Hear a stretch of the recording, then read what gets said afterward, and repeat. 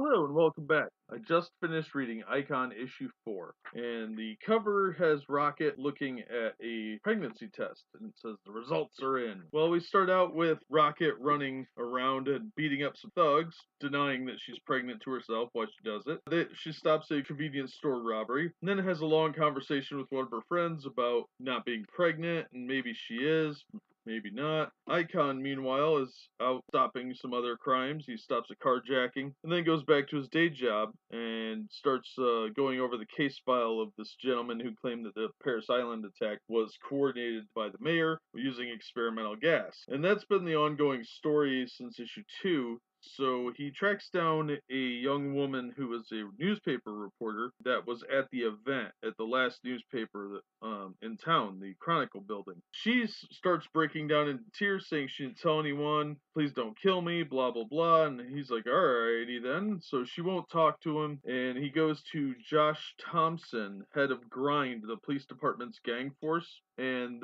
he says that the police gang task force was pulled out before whatever happened, and his men weren't involved. And he said, don't mess with the Blood Syndicate. They were the survivors of the incident, and they all have, like, special powers now. And it all started seemingly around the time of this Paris Island incident. Blood Syndicate's its own comic, so obviously there's going to be some crossover. Cut back to Rocket, who finds out, yep, it's Blue. She's pregnant. And that's bad news for her superhero career. Meanwhile, Icon found somebody that says, yo, Icon, here you're looking for Blood Syndicate. And he says, yeah. And the guy says, well, let me tell you something, Oreo. My name is Wise Son. And then he hits Icon real hard and knocks him into a brick wall. And he said, you just found as much as you could handle. Of course, this doesn't go over well with Icon, and I don't think it would go over well with anyone. So he tosses the guy, smacks him into the ground, saying, all right, you say you can't be hurt, so how about this? And knocks him down pretty well and says, maybe we could start talking. And then he hears a voice, time for talk is over,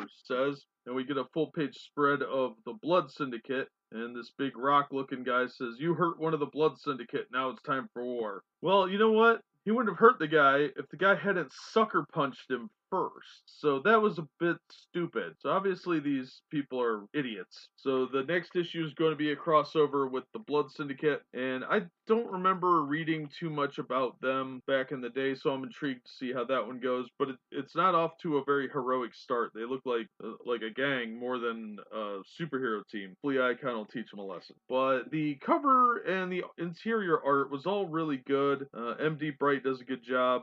Jay Brown, colorist, did a good job. Mike Gustovich, inker, good job. Steve DeRoto, letterer, good job. And of course, Dwayne McDuffie is usually solid. At this time, it was a little hit and miss, but this is actually a pretty good issue. I enjoyed reading it. Very fast-paced middle story issue. It's setting up the story arc for next issue with the Blood Syndicate and finding out what happened on Paris Island and Rocket's pregnancy. So it should be pretty interesting. But there is a lot of action in here, I would say, but it's not its own self-contained story. It's part of a broader storyline. So it is keeping me interested in the series, so I'm going to check out issue 5. Probably do that one next week, but until then, as always, thanks for listening. We hope to see you on the next episode.